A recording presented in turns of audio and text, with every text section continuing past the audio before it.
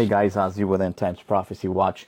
Jesus predicted that the love of many would grow cold as part of his answer to the disciples' question, what will be the sign of your coming and of the end of the age? In Matthew 24, in the Olivet Discourse, Jesus describes the end of the age that will precede his second coming.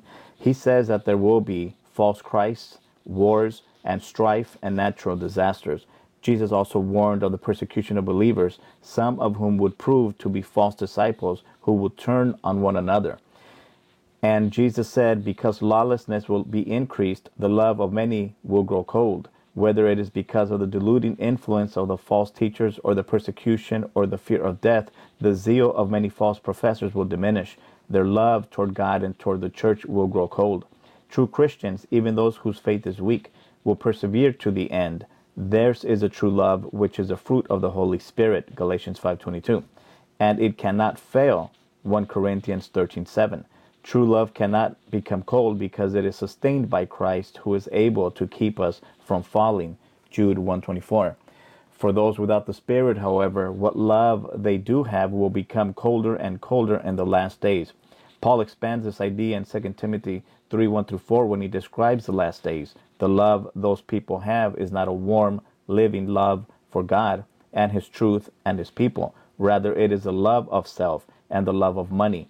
Paul describes those whose love for God, Christ, and the saints is only in pretense, not in reality. They do what they do in a religious way for self-love and selfish ends.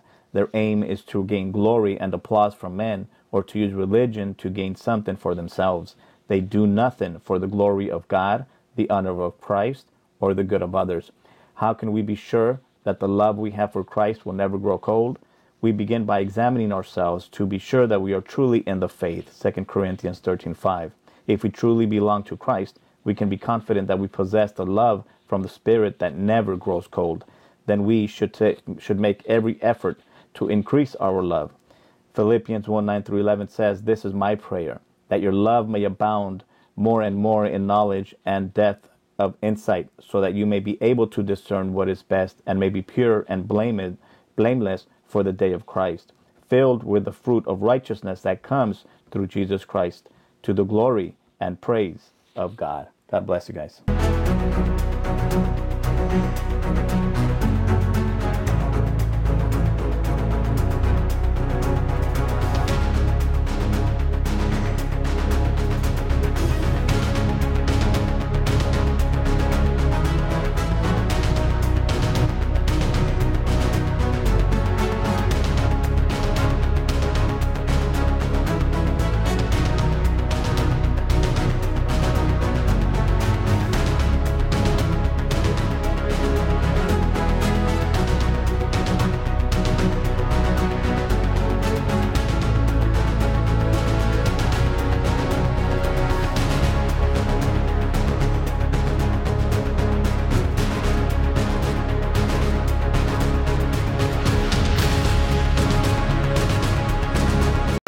Question. It's come in from Deirdre Baker in New South Wales. Peter Singer, in your 2001 article, Heavy Petting, you state that mutually satisfying sexual activities between humans and animals can develop.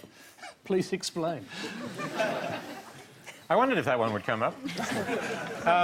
So firstly, it was a book review. It wasn't really an article. I was reviewing a book that discussed this issue. I mean, it is a fact that there is sexual contact between some humans and animals.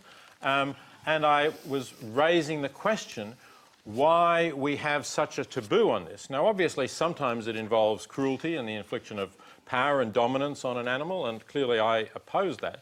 But there can be occasions, I don't know, you know, it's a family program, how much vivid description you want, but... Go ahead. Okay, so... Speak for yourself. Speak for yourself. This is really interesting, by the way. I'm clearly not on American television tonight because no American host would have said that. Okay, so here's an example. A woman has oral sex performed by her dog.